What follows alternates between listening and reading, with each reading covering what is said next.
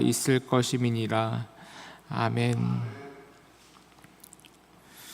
오늘 우리가 읽은 요엘서 2장의 말씀은 앞서 살펴본 절망 가운데 임한 하나님의 회복 선언입니다.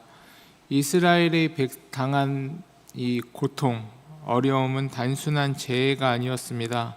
생존의 기반이 완전히 무너지는 죽음과 같은 상황이었습니다. 요엘 선지자는 이스라엘 백성들이 이 전대미문의 큰 이 메뚜기 떼의 피해를 입은 것을 하나님께서 상상할 수 없는 방식으로 회복해 주신다라는 것에 대한 메시지를 전해주고 있습니다. 먼저 18절부터 20절까지인데요.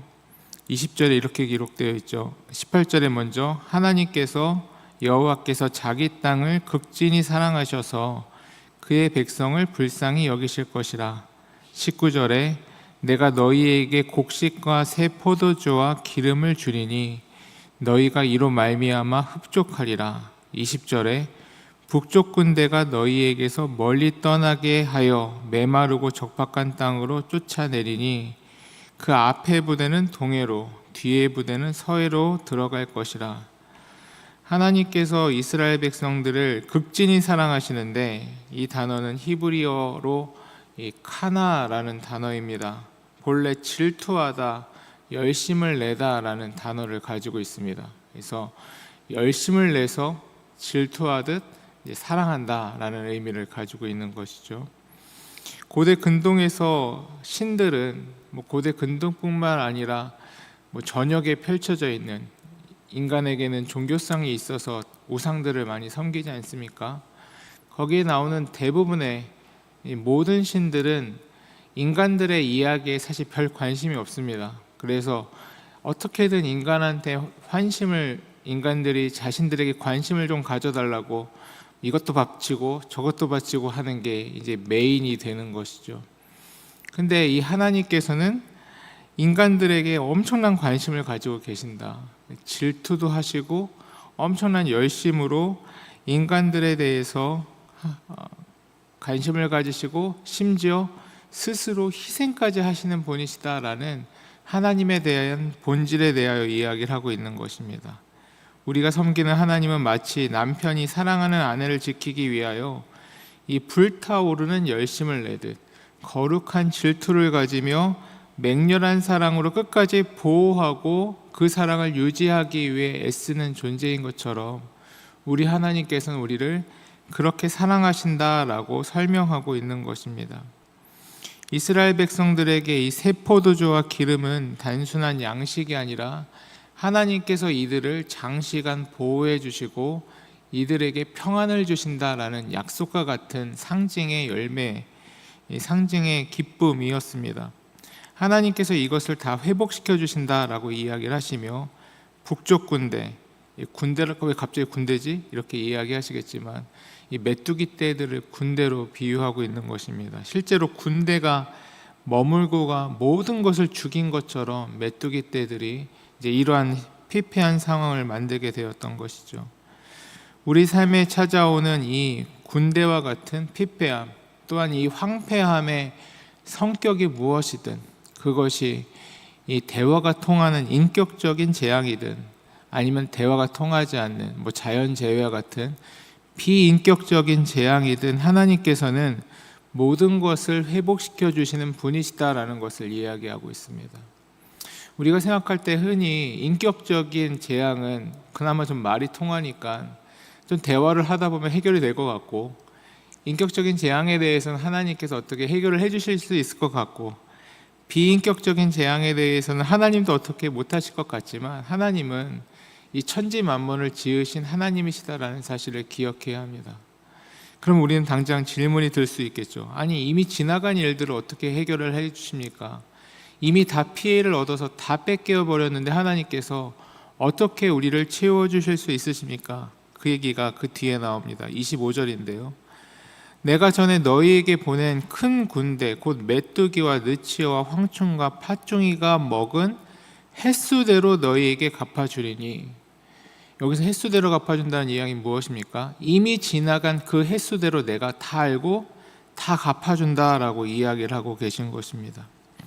우리가 알다시피 한번 지나간 시간은 물리적으로 되돌릴 수 없습니다. 메뚜기가 삼켜버린 3년, 4년의 흉년은 이 역사에 기록될 만큼 엄청난 이 흉년이자 엄청난 고통이었습니다. 그래서 이 땅 자체가 완전히 황폐해졌던 것이죠. 하지만 하나님께서는 이 지나간 세월까지도 모두 복원시켜 주시는 분이 하나님이시다라는 사실입니다. 저는 복음에 대하여 설명할 때 우리가 복음에 대한 핵심적인 의미가 무엇입니까? 하나님께서 우리의 죄를 사하여 주셨다. 십자가에서 주님께서 대신 못 박혀 죽으심으로 내 죄를, 내가 당해야 될 형벌을 대신 지어주셨다라는 의미 아닙니까? 저는 이것을 달리 설명하면 죄를 사하여 주셨다는 이야기는 곧 과거를 구원해 주셨다는 이야기입니다. 죄는 우리 모두가 다 과거에 지은 죄죠. 근데 하나님께서 이 죄를 사하여 주셨다는 이야기는 과거 나의 잘못을, 내가 횟수대로 당한 나의 고통, 나의 잘못, 나의 저주, 나의 재앙, 이 모든 것을 하나님께서 회복시켜 주신다는 이야기입니다. 오늘 말씀은 하나님의 섭리 안에서 하나님께서 이미 지나간 일이라 하더라도 우리가 도저히 회복될 수 없는 그 과거의 일들, 또 그 과거의 일들로 말미암아 오늘 그 처참한 결과를 맞이한다 할지라도 하나님께서는 반드시 그것을 구원해 주신다, 회복시켜 주신다라고 말씀하고 계신 것입니다. 우리가 이 땅에서 눈물을 흘리며 허비했다고 생각하는 그 세월의 후회가 되는 시간들, 메뚜기가 갉아먹은 것 같은 그 고통스러운 시간들, 또 나의 잘못과 나의 연약함으로 말미암아 벌어진 처참한 결과들, 이 모든 것을 우리는 오늘 주님께로 가져가야 하는 것입니다. 그 상실의 깊이가 훨씬 더 깊고 그 상실의 깊이가 깊고 넓을수록 하나님께서 주신 그 회복의 은혜는 깊고 넓고 풍요로운 그 기적과 회복의 은혜로 하나님께서 채워주신다라고 말씀하시고 계신 것입니다. 28절 29절입니다. 그 후에 내가 내 영을 만민에게 부어주리니 너희 자녀들이 장래일을 말할 것이며 너희 늙은이는 꿈을 꾸며 너희 젊은이는 이상을 볼 것이며 그때에 내가 또 내 영을 남종과 여종에게 부어줄 것이며 28절은 그 후에라는 말로 시작합니다. 이전까지 하나님께서는 우리의 과거의 일들, 우리가 비참하게 손해보고 우리가 저 바다 끝까지 떨어져 버린 이 상황을 회복시켜 주신다. 이제 원래 자리로 되돌려 놓아 주신다. 이 회복에 대한 이야기를 하시는 것이라면 28절부터는 이후에 대한 이야기를 하고 계십니다. 과거에서 내가 비참한 처지에서 현 상태로 돌아온 수준으로 하나님의 회복과 하나님의 은혜는 끝나는 것이 아니라 이제 우리가 그 후에 어떤 은혜까지, 어떤 영광스러운 자리까지, 어떤 구원의 복까지 이끌어 주실 것인가에 대한 이야기를 하고 계신 것이죠. 어떻게 이야기를 하고 있습니까? 내 영을 만민에게 부어주리니 너희가 본래의 상태로 돌아오는 수준을 넘어 이제 내 영을 받은 상태, 다시 말해 하나님과 같이 되는, 하나님과 함께 사는, 하나님의 자녀가 되는 영광스러운 상태까지 내가 만들어줄 것이다. 너희가 하나님과 함께 한다면 너희 자녀들이 장래일을 말할 것이고 늙은이들이 꿈을 꾸게 될 것이고 젊은이들이 이상을 보게 될 것이다. 이것은 헛된 꿈, 헛된 이상, 헛된 장래일을 이야기하는 것이 아니겠죠. 하나님과 함께하는 영광스러운 복의 일, 하나님과 함께 만들어갈 그 영광스러운 복된 천국의 능력을 함께 경험하고 누리고 그 자리에 있게 될 것이다 라고 하나님께서 말씀하고 계신 것입니다. 구약시대에 하나님의 영은 왕이나 제사장, 선지자들에게만 특별하게 보여줬고 들려줬고 임하게 될 하나님의 특별한 영이었습니다. 하지만 이제 예수 그리스도로 말미암아 회복될 그 이후의 일들은 하나님과 함께 동행하는 자들에게 누리게 될 하나님의 회복 이후에 하나님과 함께하는 영원한 이 천국의 삶 가운데서는 단순한 회복을 뛰어넘는 하나님과 같이 되는 하나님의 영을 누리고 임하게 되는 영광스러운 자리로까지 나아가게 될 것이다 라고 설명하고 있는 것입니다. 여기서 자녀들, 늙은이, 젊은이는 모든 사람을 이야기합니다. 일부 특정 귀족들, 일부 특정 제사장들, 일부 고귀한 위치에 있는 사람들만의 이야기가 아니라 하나님께서 주신 차별 없이 임하시는 영광스러운 자리다라고 설명하고 있는 것입니다. 이 예언은 수백 년 뒤에 사도행전 2장에서 오순절 마가의 다락방에서 성취됩니다. 예수 그리스도께서 우리를 위하여 대신 죄를 짊어지시고 부활 승천하심으로 이제 하나님과 우리의 막힌 담이 무너짐으로 하나님께서는 우리가 그 영광스러운 하나님의 자리로, 그 영광스러운 하나님께 대면하고 나아갈 수 있는 그 놀라운 길을 열어주신 것입니다. 설령 이 자리에 과거의 상실과 실패에 매여 계신 분이 있으십니까? 오늘의 메시지 가운데 내가 회복할 수 있을까라는 질문 가운데 서 계신 분이 계십니까? 그리하였을 때 우리는 십자가를 바라봐야 할 필요가 있는 것입니다. 우리의 힘으로는 그 일이 절대 일어날 수 없습니다.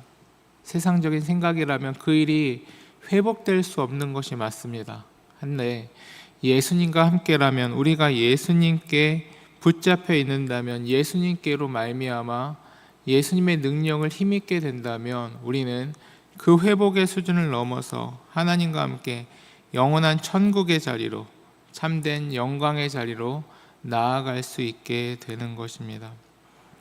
30절부터 32절까지는 이렇게 이야기합니다. 내가 이적을 하늘과 땅에 베풀리니 곧 피와 불과 연기 기둥이라.